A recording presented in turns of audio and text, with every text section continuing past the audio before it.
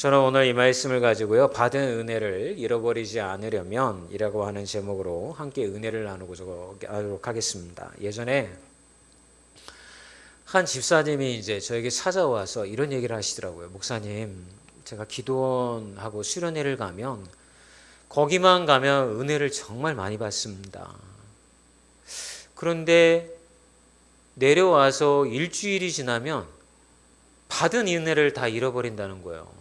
삶이 예전처럼 소망도 없고 은혜를 다 까먹는다는 거예요. 거기다가 또 한 가지의 문제가 뭐냐면, 기도원이나 수련회 가서 말씀드릴 때는 그렇게 막 은혜가 넘치는데 본교회에 돌아와서 예배를 드리면 자기가 은혜를 받지를 못한다는 거예요. 왜 이런 걸까요?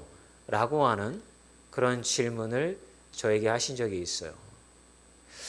여러분, 한 그 조사에 의하면 기독교인들 중에 70%가 이런 영적 침체를 경험했다고 합니다. 아마 이 이야기가 한 사람의 이야기가 아니라 저도 경험을 하였고 아마 우리 성도님들도 다 경험을 하셨을 것입니다. 그러다 보니까 이거를 회복하기 위하여서 어떤 방법을 선택하게 되냐면 기도원을 매주 가는 거예요. 자기 본교회에서 은혜를 못 받으니까 기도원에 가가지고서 거기서 확 은혜 받고 내려오고, 또 수련회에 참석해서 은혜 받고 내려오고, 이런 식의 신앙 패턴을 이렇게 유지하는 것을 보게 되어집니다. 근데 여러분, 이게 바로 영적 침체의 사이클이라고 하는 것입니다.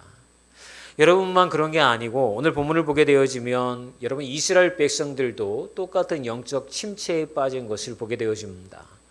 느헤미야가 예루살렘에 이스라엘의 총독으로 내려와서 예루살렘의 성벽을 재건했습니다. 이 성벽을 재건하는 게 쉬운 일이 아니었잖아요. 그러니까 여러분, 백성들이 어떻게 했습니까? 날마다 모여서 함께 기도하고 찬양하고 하나님의 말씀 가운데 살아가려고 애쓰고 이러면서 집중할 때에는 비록 성벽 재건의 일이 힘이 들었지만 그 일에 함께하는 예루살렘이나 이스라엘 백성들의 영적 상태는 굉장히 하나님과 깊은 교제 가운데 있으면서 많은 은혜를 경험을 하였다라고 하는 거예요. 그런데 예루살렘의 성벽의 재건이 끝났어요. 그리고 나서 7개월이 흘렀는데 이스라엘 백성들은 뭔가 자신들의 삶 가운데 영적으로 부족함을 느끼게 되어지는 거예요. 야, 우리가 그렇게 성벽 재건할 때에는 하나님 앞에 모여서 예배하고 기도하고 찬양하면서 하나님 앞에 그렇게 매달렸는데 이제 성벽이 재건되고 나니까 우리가 받은 은혜를 다 까먹었구나. 우리 어떻게 하면 좋을까? 이런 문제를 가지고 사실은 하나님의 말씀을 듣기 위하여서 에스라에게 말씀 강해를 요청을 하였다라고 하는 것이죠. 여러분, 우리도 마찬가지지 않습니까? 삶에서 여러 가지 문제를 만나게 되면 간절히 말씀도 찾아보고 기도하고 찬양하면서 하나님께 매달립니다. 어떤 설교를 들어도 그런 분들의 영혼들은요, 꼭 그 말씀이 나에게 주시는 말씀 같은 거예요.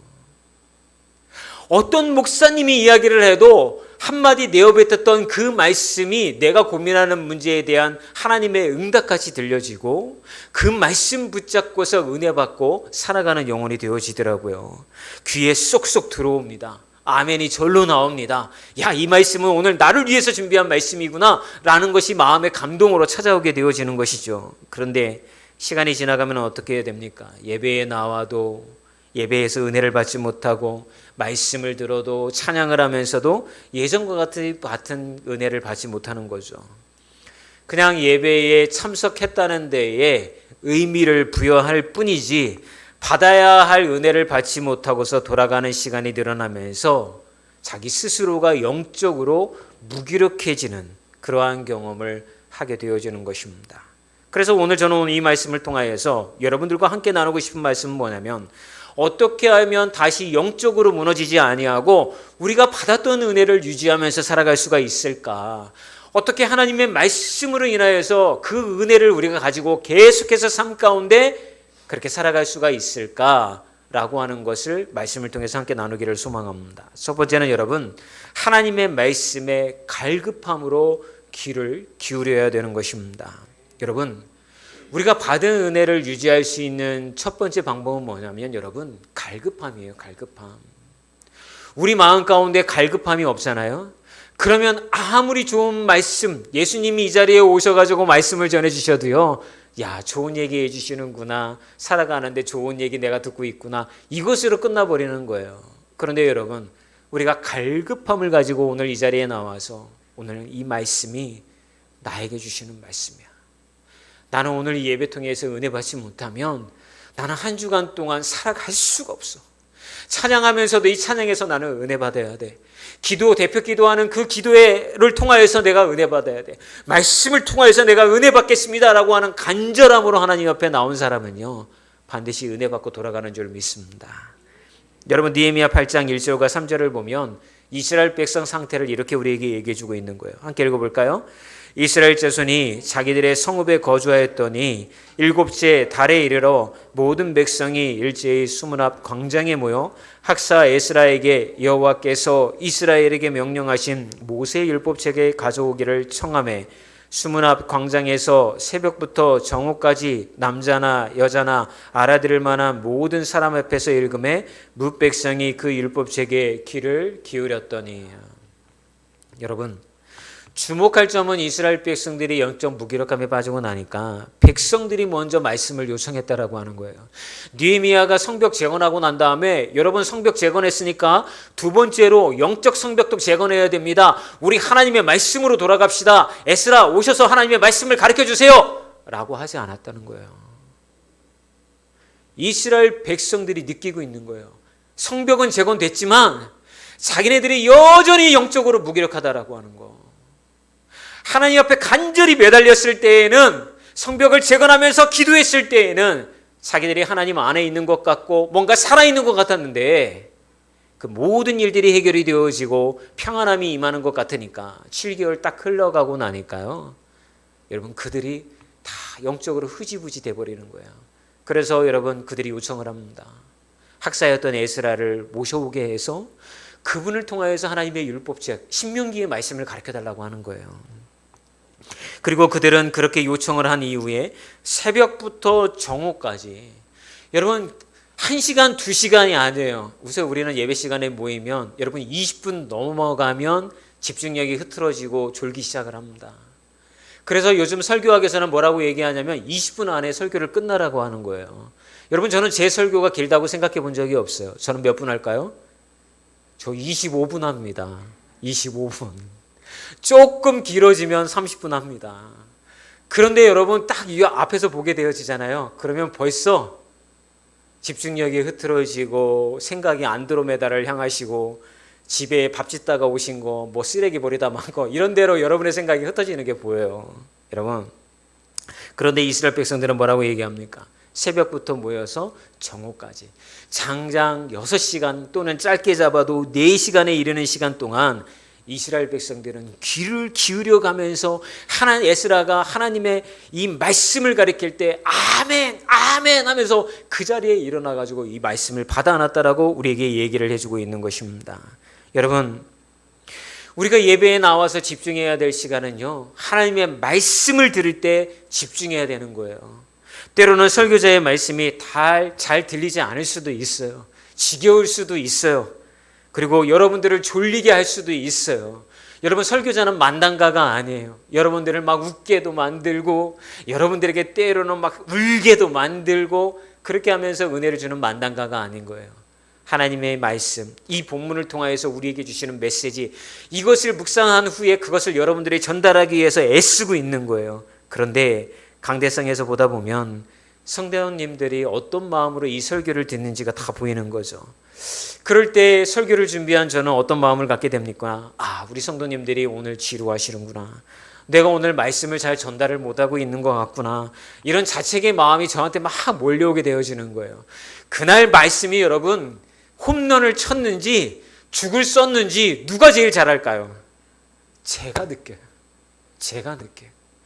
여러분들이 어떤 마음으로 듣고 있는지를 제가 보이기 때문에 오늘 말씀은 내가 아주 죽을 썼구나. 그러면서도 여러분 말씀 끝나고 내려가면서 어떻게 기도합니까? 주님, 저는 죽을 쑤었지만 우리 성도님들의 마음 가운데 말씀의 단어 하나라도 남아서 이분들이 그 말씀 가지고 한 주간 살아갈 수 있었으면 좋겠습니다. 성령께서 역사하여 주시옵소서. 이렇게 기도하는 거예요. 여러분, 예전에 제가 병원 신방을 간 적이 있어요. 이제 아이가 아프다는 연락을 받고 병원 신방을 이렇게 갔는데, 이 아이가 치료를 받았음에도 불구하고 열이 막 오르락 내리락 하는 거예요. 차도가 없는 거예요. 다행히 이제 신방 가기로 한 날 갔는데 아이가 새벽부터 차도가 있어가지고서 조금 편안한 마음으로 이 아이의 부모님이 같이 예배를 이제 드렸던 거죠. 근데 예배를 다 끝내 놓고 나서 이제 우리 여자 집사님이 저한테 그런 얘기를 하는 거예요. 목사님, 예전에 새해 신방 때 저희 집에 오신 적이 있었어요.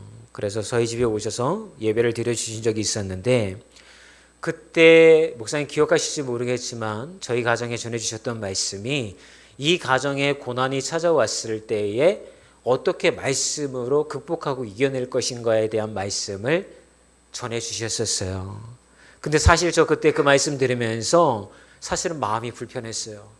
새해 첫 신방인데 우리 가정에 오셔가지고 축복의 말씀, 잘 될 거야, 걱정 없는 거야, 모든 것이 순조로울 거야, 이런 축복의 말씀을 전해주셨으면 하는 기대감을 가지고 신방을 받았는데, 목사님이 오셔가지고 고난이 닥치면 말씀으로 이겨내십시오, 이런 얘기를 들으니까 마음이 너무 불편했다라고 하는 거예요. 그런데 아이가 병원에 입원해서 차도가 없는 상태인데 바로 그렇게 새해 예배 때 전해주셨던 말씀이 생각이 났다라고 하는 거예요. 그래서 그 즉시 성경을 펴고서 그때에 읽어주셨던 말씀을 읽으면서 아멘 하면서 스스로가 받아들였고, 아이를 위해서 그 말씀을 붙들고 간절히 기도했다라고 하는 거예요. 그래, 놀라운 일은 그렇게 기도를 하고 났는데 그 다음날 새벽부터 아이의 열이 잡히고 차도가 있으면서 컨디션이 좋아지더랍니다. 이런 이야기를 저한테 해주시는 거예요. 목사님, 이제야 말씀이 달게 느껴지는 것이 느껴져요. 건강할 때에는 당연하게 여겨졌고 근심 없을 때에는 아무런 말씀의 능력을 제가 받아들이지 못했는데, 평상시에 하나님의 말씀을 통하여서 받는 은혜가 얼마나 큰지를 제가 깨닫게 되더라고요. 이런 얘기를 저한테 해주시더라고요. 여러분, 어떻게 이런 변화가 일어나게 된 것일까요? 절박함이 있었기 때문에 그런 거예요. 여러분, 우리가 은혜를 못 받는 이유는 말씀을 전하는 설교자가 정말 만당가처럼 여러분들을 웃게도 만들고 울게도 만들고 막 은혜 받게 만들면 너무 좋겠죠. 아마 제일 이렇게 만당가처럼 말씀을 전해주시는 목사님이라 예를 든다고 한다면, 대전에서 중머시기 목회를 하고 계시는 우리 장머시기 목사님이 아마 대표적인 이런 설교를 하시는 것 같아요. 뭐 그분의 말씀은요, 예수 안 믿는 사람들도 TV를 통해서 들으면서요 막 웃기도 하고 은혜 받기도 해요. 그래서 많은 사람들이 여러분 그 교회를 찾아갑니다. 그런데 그 교회 가서 예배 드리는 사람들이 다 뭐 이렇게 얘기를 하냐면, 목사님 그 방송을 통해서 들었을 때랑 본교회에서 예배 드릴 때의 설교 말씀이랑 많이 좀 다르시네요, 이런 얘기를 한다라고 하는 거예요. 여러분, 제가 그분에 대해서 뭐 이러쿵저러쿵 얘기하려고 그러는 게 아니에요. 여러분, 우리 안에 간절함이 있잖아요. 우리 안에 간절함이 있고 이 말씀이 아니다라고 아니면 내가 죽는다라고 하는 생각이 있으면 어떤 말씀이 강대상에서 전해진다 하더라도 그 말씀 붙잡고서 은혜 받는 여러분이 될 줄 믿습니다. 여러분, 오늘 3절 끝에 보면 이렇게 기록이 되어져 있어요. 이스라엘 백성들이 그 말씀, 에스라의 말씀을 들을 때 뭐라고 이야기를 하냐면 귀를 기울였더라 라고 기록이 되어져 있어요. 이게 뭡니까?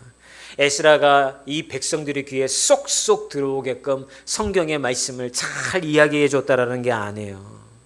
그래서 이스라엘 백성들이 아멘 아멘 하면서 받아들였다는 게 아니에요.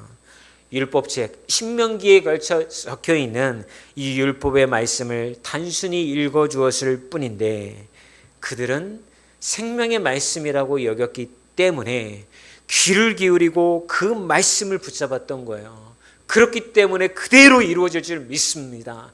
선포되어진 이스라엘의 축복의 말씀, 신명기 28장에 나오는 그 말씀이 우리의 삶 가운데 그대로 이루어질 줄 믿습니다. 하나님의 말씀을 가지고 나아가고 순종하는 자에게 복을 주시고, 하나님의 말씀을 대적하고 순종하지 않은 자에게 하나님께서 복을 주시지 않는다라고 하는 그 약속의 말씀을 이 이스라엘 백성들은요, 아멘 아멘 하면서 그들은 받아들였다는 거예요. 왜 이스라엘 백성들이 이렇게 받아들일 수 있었습니까? 한이 맺힌 거예요.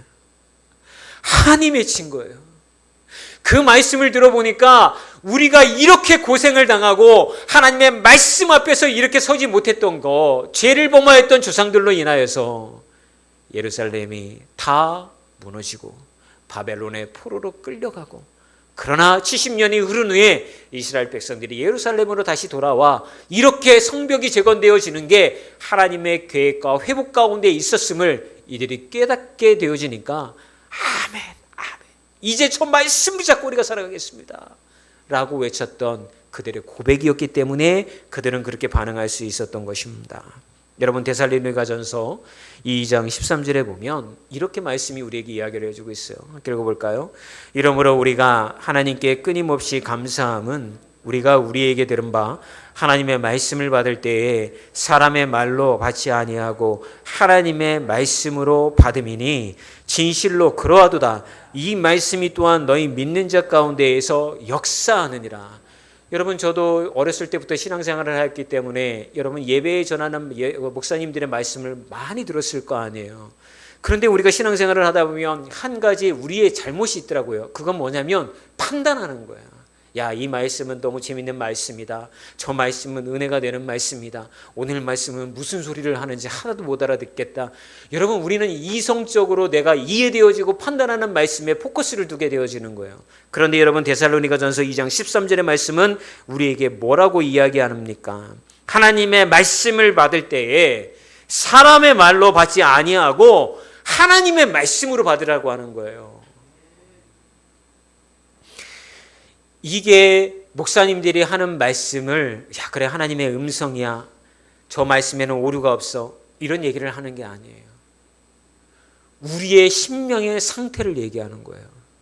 내가 이성적으로 판단하고 정죄하고 하였던 말씀에 대한 기준이 아니라, 그래, 저 말씀은 나에게 해주시는 말씀이야, 저 말씀은 나를 향한 하나님의 부르짖음이야, 이렇게 나의 말씀으로 받아 안고 하나님의 말씀으로 받아 안을 때에 그 말씀이 내 안에 씨앗이 되어서 심겨지고 성령께서 그 심겨진 말씀에 물을 부어주시고 꽃을 피게 만드시고 열매를 맺게 만들어 주시어서 그 말씀이 나를 인도해 가는 줄 믿습니다.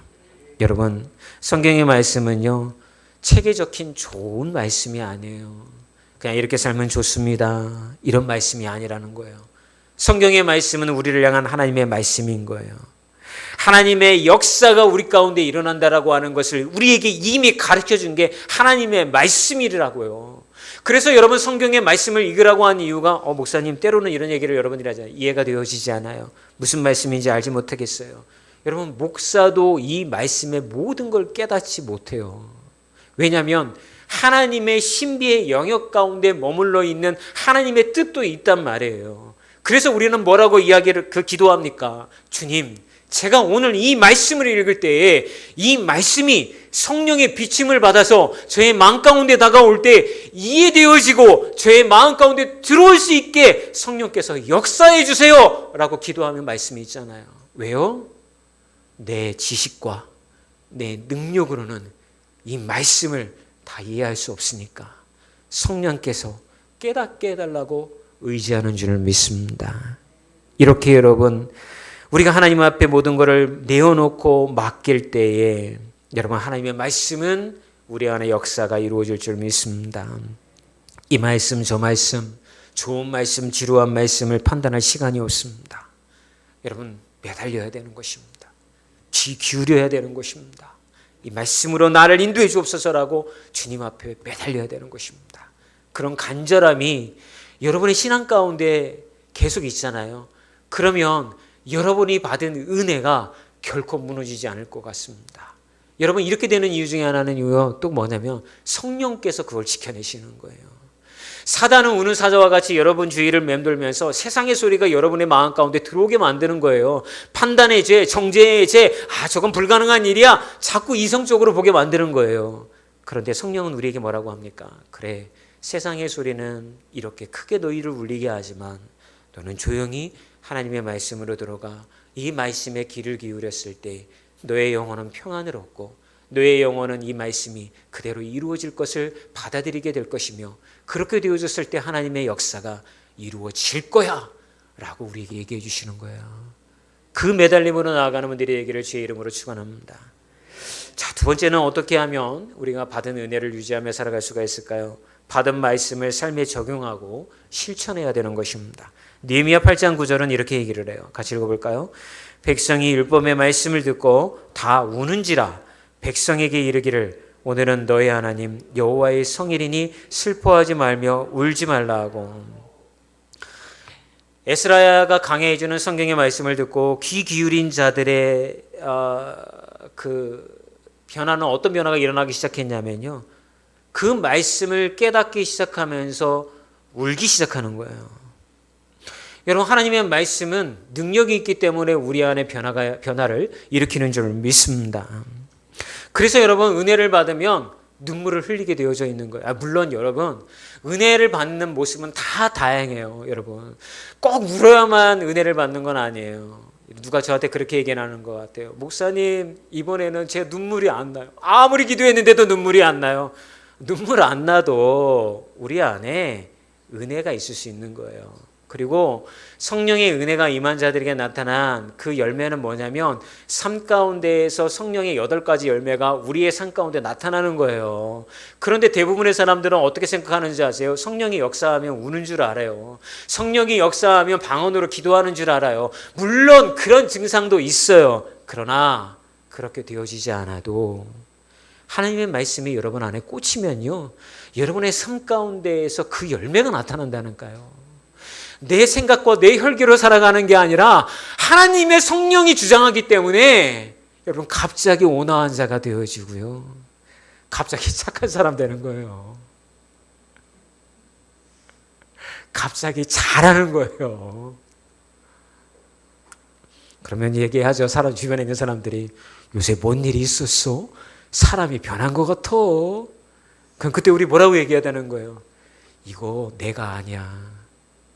내 안에 성령께서 나를 이렇게 만드신 거야. 혹시라도 나중에 내가 원상복귀되는 모습 나타나거든, 저 사람 성령의 은혜가 떨어졌구만, 이렇게 생각하면 돼. 여러분, 이스라엘 백성들은 하나님의 말씀을 들으니까 눈물을 흘리기 시작했어요. 그리고 깨달았던 거죠. 우리가 이렇게 비참하게 사는 게 하나님의 말씀을 그대로 믿지 않고 순종하지 않았기 때문에 이런 일이 벌어졌구나 아니까 우는 거예요. 히브리서 4장 12절과 13절은 우리에게 이렇게 얘기를 해요. 같이 읽어볼까요? 하나님의 말씀은 살아있고 활력이 있어 자위의 날선 어떤 검보단도 예리하여 혼과 영과 및 관절과 골수를 찔러 쪼개기까지 하며 또 마음의 생각과 뜻을 판단하나니 눈앞에 만물이 벌거벗은 것 같이 드러나느니라. 여러분, 하나님의 말씀이 우리에게 임하면 나타나는 증상이 뭔 줄 아세요? 뇌 죄가 보이는 거예요. 우리 이제 예배 시작하기 전에 한 주간을 참여하는 시간을 갖겠습니다, 이렇게 하잖아요. 여러분, 그때 여러분의 죄가 보이십니까? 안 보이십니까? 그거 왜 그러냐면 여러분, 그 앞에 10분을 우리는 무슨 시간을 보냅니까? 세상의 소리에 귀를 막고 그 10분 동안 내가 하나님에게 집중하려고 하는 거예요. 그 침묵의 10분, 그 영적 고요함의 시간을 갖는 이유는 내가 하나님 앞에 내 마음과 생각을 오로지 집중하기 위해 기도의 자리로 나아가는 거예요. 그러면 내가 하나님 앞에 참여하려고 나아가는 그 시간에 내가 하나님 앞에 집중하지 못했다라고 하는 나의 죄된 모습이 떠오르게 되어지는 거예요. 한 주간 동안 왜 내가 세상에서 하나님의 말씀대로 살아가지 못합니까? 하나님에게 집중할 시간이 없는 거예요. 직장에 출근하면 업무에 집중해야죠. 하나님의 말씀에 집중하면 되겠습니까? 직장일은 아주 그냥 건성건성하면서 교회 일만 열심히 하는 사람이 신앙 좋은 거 아니에요. 직장일에도 여러분 목숨 걸고 해야 되는 거예요. 남들이 하지 않는 것까지도 해야 되는 거예요. 왜요? 하나님이 우리를 그렇게 세상으로 보내셨기 때문에 그것들을 통하여 하나님의 영광을 드러내라고 하기 때문에 그런 거예요. 간절함.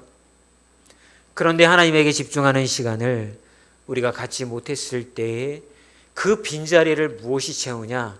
세상의 소리가 채우는 거예요. 세상의 걱정이 채우는 거예요. 저는 이해가 가지 않는 게 있어요. 저희 어머니 또 얘기하는데 이제 천국에서 잘 지내시고 계시지만 맨날 앉아가지고 걱정하고 야, 너 앞으로 엄마가 너 위해서 얼마나 기도하는지 아느냐. 네가 나중에 담임 목회 나가면 또 어떻게 목회하려고 그러느냐. 아니 10년 뒤가 될지 15년 뒤가 될지 모르는데 미리 당겨가지고 걱정하시는 것 같아요. 여러분 우린 그렇지 않습니까? 부모님들은 다 자식들에 대한 비슷한 생각이 있는 것 같아요. 아이고 저거 어떻게 앞으로 살아갈까. 아니 자식 인생이지 여러분 인생 아니잖아요. 근데 왜 미리 당겨서 걱정하세요? 하나님 앞에 맡기세요. 자식은 자식대로 살아가게 돼 있어요. 여러분의 하나님이 자식의 하나님이고 자식의 하나님이 여러분 하나님 아닙니까? 아버지 되셨다며요. 그럼 아버지가 방관하시겠습니까? 반드시 이끌어 가실 거예요. 그렇다고 한다면 여러분 걱정과 근심을 여러분의 그 삶 가운데 하나님에 집중하는 시간을 거기에 소비하지 말고 주께서 이루어 가실 줄 믿습니다 라고 맡기시는 시간이 됐으면 좋겠습니다. 그렇게 어떻든 내가 죄를 지은 거, 하나님 앞에 맡기지 못했던 거, 의지하지 못했던 거 다 드러나게 되어야 되니까 회개가 일어나게 되어지는 거죠. 그러면 아까 얘기했던 뭐가 나타난다고요? 울게 되어지는 거예요. 자, 그런데 문제가 여기서 나타나기 시작을 합니다. 울고 끝나는 거예요.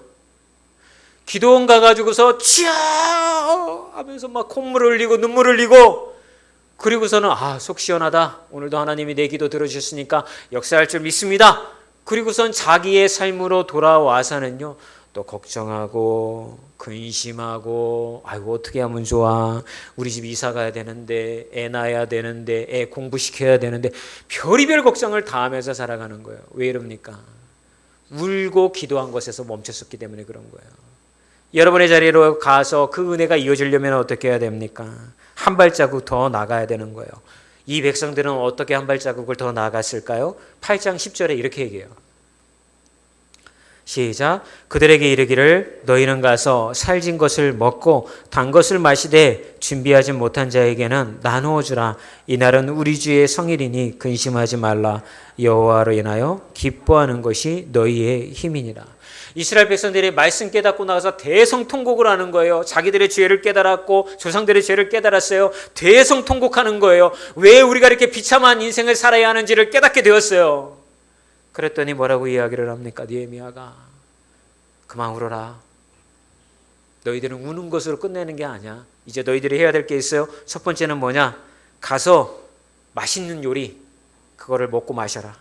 그리고 그거를 준비하지 못한 주변 이웃이 있거든. 너희들의 것을 같이 나누어라. 여러분 우리가 은혜 받았으면요 세상에 나아가서 해야 할 일이 있어요. 그게 뭐냐? 같이 나누는 거예요. 뭘 나눠야 돼요? 내가 받은 은혜를 나눠야 되는 거예요. 여러분 은혜 받고 실컷 울고 나서 집에 가가지고면 여러분 무엇이 기다리고 있어요? 핍박이 기다리고 있어요. 저희 어머니가 날마다 철야 기도를 하셨거든요. 그러면 집에 돌아와서 늦게 새벽에 오세요. 1시쯤 넘어서 그때쯤 집으로 돌아오세요. 철야 기도 하시고. 그러면 아버지가 잔소리를 하죠. 저희 어머니는 뭐라고 응대를 하셨을까요? 마귀가 저걸 또 저렇게 또 만든다고 이런 얘기를. 여러분 그때 어머니가 돌아오셔서 아버지한테 이렇게 했으면 얼마나 좋았을까요? 여보 미안해. 나 기다렸어? 오늘도 외로워서 술 먹고 있었어? 아이고 그만 마셔. 나 당신 걱정돼. 건강해야지. 당신이 우리 집안의 기둥인데 이렇게 70 넘어가지고 맨날 이렇게 소주 기울이고 당신 힘든 거 알아. 우리 아버지가 퇴직하고 나셔서 이제 아파트 수의 경비 나가시고 일하셨거든요. 그것도 제가 가보면 힘드신 거죠. 쉽지 않죠. 오시면 무슨 낙이 있어 그분이, 그죠? 집에 오면 소주 한 잔 기울이는 거, 이게 그분의 낙이었을 거라고 저는 생각이 들어요. 거기에다 대고 우리 어머니는 저 술 마귀한테 붙잡혀 가지고서 맨날 저렇게 인생을 산다고. 여러분, 그러면 우리 집안이 평화로웠겠습니까? 날마다 막 살얼음을 걸었겠습니까? 후자였죠. 그걸 바라보고 있는 저도 참 힘들었어요. 여러분, 그때 은혜 받은 자는 어떻게 합니까? 은혜를 나누고, 그 다음에 또 뭐라고 합니까? 여호와로 인하여 기뻐했다라고 되어 있어요. 그럼 와가지고 어머니가 해야 할 일은 뭐예요? 기뻐하셔야죠. 아버지 보고 인상 팍 쓰면서 에이 하고서 문 탁 닫고 들어가서 그냥 주무셔. 그럼 그게 아니라 아이고 뭐 이렇게 안주도 이렇게 좀 빈약하게 먹고 있어 해서 안주도 좀 마련해가지고 이거 먹어 속 버리지 말고 기뻐하란 말이에요. 기뻐하란 말이에요. 그래야 받은 은혜가 늘어나는 거죠. 근데 우리는 뭐라고 해요? 야, 엄마는 기도하지 않으면 벌써 죽었어. 기도하니까 이렇게 살아가고 있는 거야. 틀린 말이에요, 여러분. 물론 맞는 말이지. 기도했으니까 살았지. 맞는 말인데 반은 맞고 반은 틀리는 것 같아요. 그렇게 기도하고 왔으면 그 은혜를 나누고 그 기쁨을 내가 누려야죠. 그래서 이 백성들은 주변에 자기의 것들을 먹을 것을 나누고 함께 기뻐하는 삶을 나누었습니다. 여러분, 목장에서도 우리가 해야 할 일이 있는 거예요. 여러분, 주일날 모여서 우리는 공동체를 위해서 목장하잖아요. 그러면 목장에서 이런 얘기하면 안 돼요. 요즘 우리 자식이 잘 나가가지고서 차 벤츠 샀잖아. 야, 요새 내가 사업이 잘 돼가지고서 걱정 근심이 없네. 하나님이 이렇게 복을 주셔가지고서 이런 이야기 하라고. 물론 하나님이 주신 복이 있을 거라 생각이 들어요. 그거 함께 나누는 거 좋아요. 그런데 그걸 자랑하기 전에 여러분 먼저 진행되어야 될 게 있어요. 뭐냐면 내가 너무 마음이 고생이 심했는데 이번에 하나님 앞에 이렇게 막 내가 간절히 매달리면서 기도했고 금식하면서 기도했고 그랬더니 하나님이 나를 불쌍히 여겨주셔가지고 이런 응답을 주셨어요. 여러분, 그 전에 힘드셨던 거 알잖아요. 이런 간증의 고백이 먼저 이루어져야 되는 거예요. 근데 우리 안에 있는 죄성은 뭐 어떻게 합니까? 교회 와가지고 자식 자랑하기 바쁘고 가진 것 자랑하기 바쁘고 자기 잘된 것 자랑하기 바쁜 게 목장이라면 그 목장은 모일 필요가 없는 거예요. 뭐하러 모입니까? 세상에 나가서 친구들 모여도 자랑하느라고 급급해요. 이게 여러분 목사님들도 똑같아요. 목사님들 모이면 무슨 얘기하는지 아십니까?